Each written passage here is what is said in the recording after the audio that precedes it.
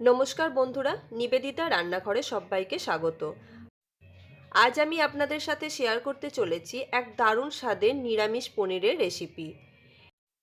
Pulao, fried rice, লুচি, পরোটা যে কোনো কিছুর সাথে এই রেসিপিটি খুব ইজিলি সার্ভ করা যায়। স্কিপ না করে পুরো ভিডিওটি দেখার অনুরোধ রইল। প্রথমে আমি একটি কড়াই খুব ভালোভাবে গরম করে নিয়েছি। এর মধ্যে দেব কিছু গরম মশলা, দিয়ে দেব কয়েকটা এলাচ, কয়েকটা লবঙ্গ, কয়েক টুকরো দারচিনি এবং দুটো তারাফুল। তারাফুল অপশনাল, হাতের কাছে থাকলে দেবেন, না হলে স্কিপ করে যাবেন। আর দিয়ে দেব বেশ কয়েকটা গোলমরিচ। গ্যাসের ফ্লেম মিডিয়ামে রেখে শুকনো খোলায় আমি এটাকে কয়েক সেকেন্ড সময় ধরে ভাজা ভাজা করে নেব। সুন্দর একটা গন্ধ বেরোলে এগুলোকে আমি অন্য একটি প্লেটের মধ্যে নামিয়ে নেব। ওই কড়াইয়ের মধ্যেই দিয়ে দেব 1 টেবিল চামচ সাদা তেল। তেলের মধ্যে দিয়ে দেব 1 মুঠো কাজু বাদাম। কাজু বাদামগুলোকেও হালকা ব্রাউন করে আমি ভেজে নেব। কাজু বাদাম খুব সুন্দরভাবে ভেজে নেওয়া হয়ে গেছে। এবারে এগুলোকে আমি তেল থেকে তুলে অন্য একটি পাত্রের মধ্যে রেখে দেব। এই সমস্ত উপকরণগুলি ঠান্ডা হলে আমি মিক্সিতে একটি পেস্ট বানিয়ে নেব, জল ছাড়া। অন্যদিকে আমি নিয়েছি 350 গ্রাম পরিমাণ পনির। লক্ষ্য রাখতে হবে পনিরের গায়ে যেন কোনো জল ভাব না থাকে।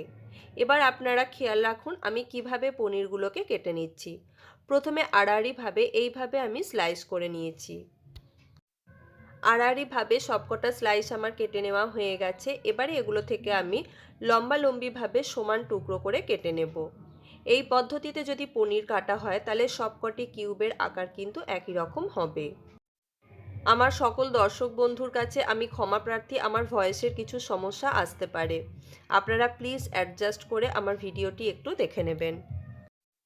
আপনাদের দেখিয়ে দিচ্ছি এই একই সাইজ করে সবকটি পনির আমি এইভাবে কিউব করে কেটে নেব। সবকটি পনির কেটে নেওয়া আমার হয়ে গেছে। ওই কড়াইয়ের মধ্যে দিয়ে দেব আরও কিছুটা সাদা তেল। তেল ভালোভাবে গরম হয়ে গেছে। গ্যাসের ফ্লেম মিডিয়ামে রেখে পনির দিয়ে আমি এপিট ওপিট করে খুব হালকা করে ভেজে নেব। পনির কিন্তু বেশি লাল করে ভাজতে যাবেন না, তাহলে কিন্তু পনির বেশ হার্ড হয়ে যায়, খেতেও একদমই ভালো লাগে না। পনিরের গায়ে হালকা ব্রাউন কালার এসে গেছে। এবারে এগুলোকে আমি তেল থেকে তুলে নেব। এই পদ্ধতিতে বানালে কিন্তু দারুণ টেস্ট হয় এই পনির রেসিপির। আপনারা অবশ্যই এটা একবার বাড়িতে ট্রাই করবেন। অন্য একটি পাত্রে আমি বেশ কিছুটা পরিমাণ জল গরম করে রেখে দিয়েছি। তাতে দিয়েছি হাফ চামচ লবণ। লবণ জলের সাথে খুব ভালোভাবে মিশিয়ে নিয়েছি। এবারে ভেজে রাখা পনিরগুলো ওই জলের মধ্যে আমি রেখে দেব। এতে করে কিন্তু পনির খুব সফট হয়। সমস্ত পনির ভেজে নেওয়া হয়ে গেছে। কড়াইয়ের মধ্যে দিয়েছি আরও 1 টেবিল চামচ সাদা তেল।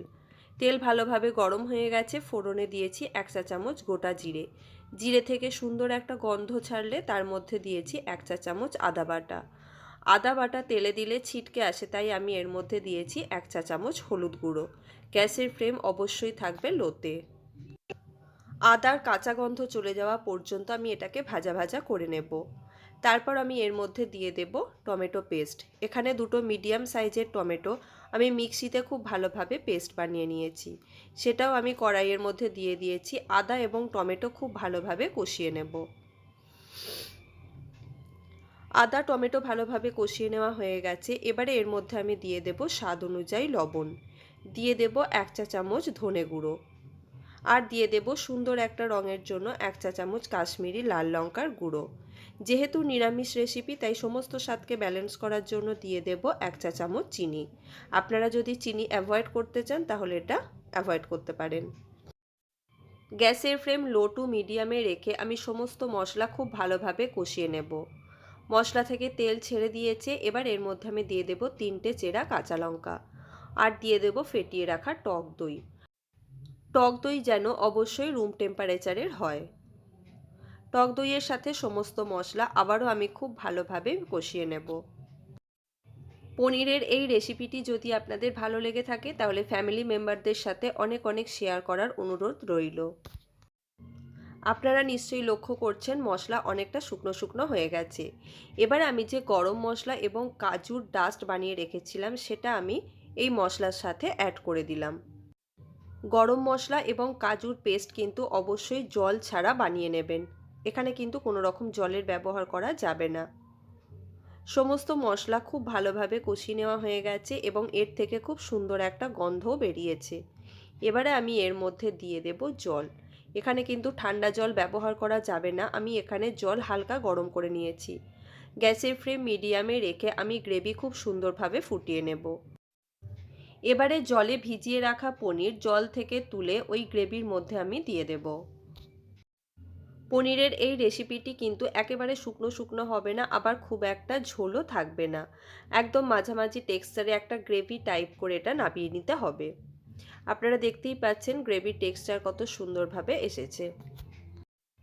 আমি যেভাবে স্টেপ বাই স্টেপ এই রেসিপি আপনাদের সাথে শেয়ার করলাম, আমি অ্যাসিওর করছি আপনারা যদি এই পদ্ধতিতেই বাড়িতে এই নিরামিষ পনিরের রেসিপি বানান, সকলেই আপনার প্রশংসা করবে।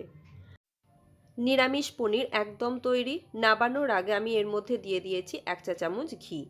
ঘি সমস্ত তরকারির মধ্যে খুব ভালোভাবে মিশিয়ে ঢাকা দিয়ে স্ট্যান্ডিং টাইমে রেখে দেব 2 মিনিটের জন্য। রেসিপিটি যদি আপনাদের ভালো লেগে থাকে তাহলে অবশ্যই একটা লাইক দিয়ে দেবেন। আর যে সকল নতুন বন্ধু আজকে আমার এই ভিডিওটি দেখছেন তাদের কাছে চ্যানেলটি সাবস্ক্রাইব করে নেওয়ার অনুরোধ রইল। পাশে থাকা বেল নোটিফিকেশান অবশ্যই অন রাখবেন। আজ এই পর্যন্তই, ফিরে আসবো অন্য কোনো রেসিপি নিয়ে। ধন্যবাদ।